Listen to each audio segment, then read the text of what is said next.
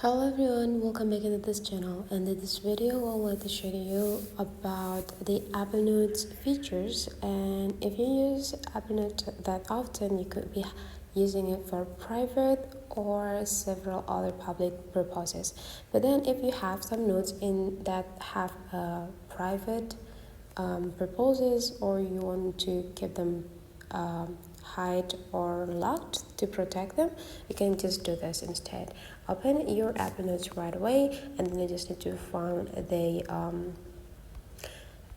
notes that you want to lock here. Let's say I'll let you do with this one. And the thing that you have to do is just go click and hold. Click and hold, and they could be give you these options. And then you just need to go tap into this lock note. And now you just need to enter the PIN or the passcode of your phone to lock the note. And now you already lock the note.